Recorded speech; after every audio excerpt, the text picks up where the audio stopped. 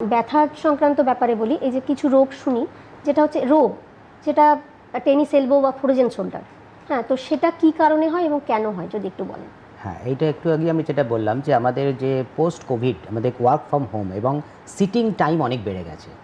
Continuously আমরা সবসময় কাজ করছি এবং তার জন্য অথবা মোবাইলে কাজ করছি, হয় মোবাইলে নয়তো ল্যাপটপে নয় ডেস্কটপে, অথবা ক্লারিক্যাল যারা সারাক্ষণ কাগজপত্রে টেবিলে কাজ করেন তাদের সবসময় এরকম সামনে ঝুঁকে কাজ করতে হচ্ছে।